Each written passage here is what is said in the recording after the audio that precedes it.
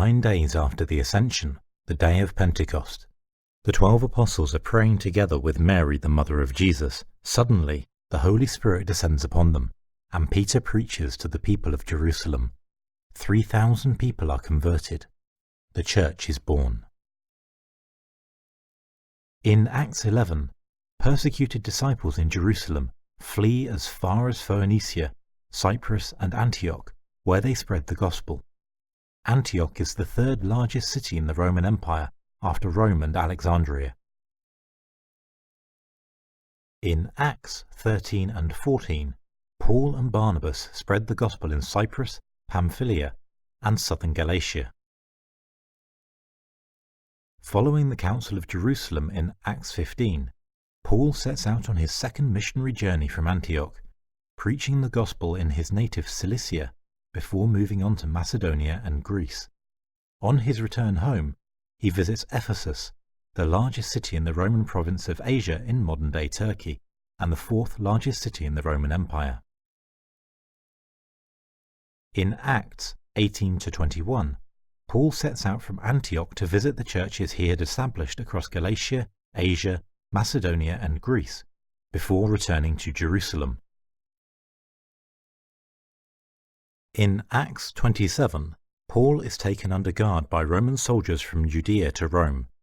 After leaving Crete, the ship is lost to a storm, but miraculously lands at Malta in Acts 28, from where Paul makes his final journey to Rome.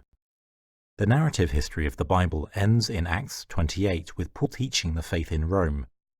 Tradition tells us of the journeys of the other apostles.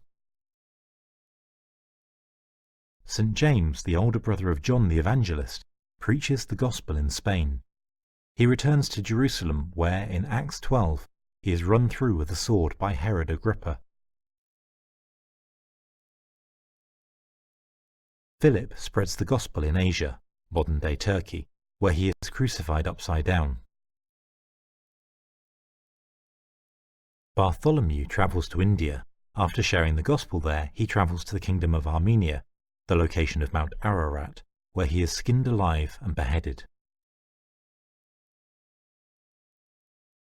Thomas, who doubted the resurrection of Jesus, preaches in the kingdoms of Cyrene and Armenia before travelling to India, where he preaches in Punjab and Mylapore.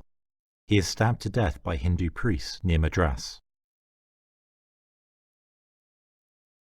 Matthew stays in Palestine, where he writes his gospel in Hebrew. He eventually moves to Ethiopia, where he is martyred.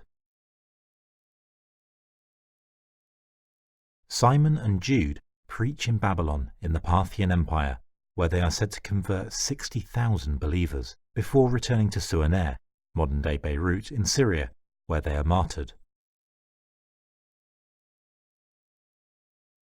Matthias, who was chosen to replace the apostle Judas, evangelizes Armenia and the north shore of the Black Sea.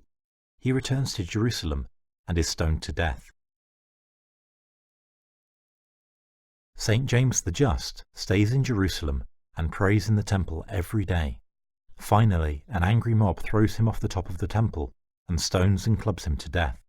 Shortly thereafter, Jerusalem revolts against the Roman Empire.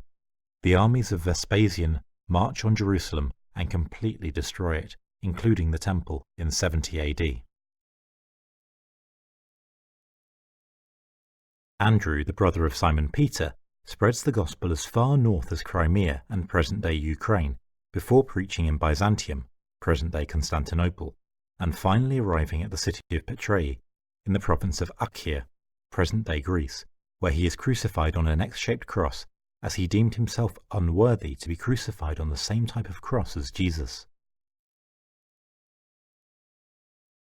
Simon Peter leaves Jerusalem following the council in Acts 15 and becomes the first bishop of Antioch. He then preaches in Asia before arriving in Rome. Simon Peter sends his disciple Mark the Evangelist to Alexandria, Egypt, the second largest city in the world. Mark becomes Alexandria's first bishop. Emperor Nero blames Christians for the Great Fire of Rome in the year 64 and slaughters the Christians in Rome. The apostles Peter and Paul are martyred. Peter is crucified upside down on Vatican Hill, because he deems himself unworthy to be crucified in the same manner as Jesus. St. John the Evangelist is thrown into a cauldron of boiling oil in Rome, but is unharmed. He is then banished to the island of Patmos, where he receives the vision of Revelation. After he is released from exile, St. John resides in Ephesus. His last words are said to be, "Little children, love one another."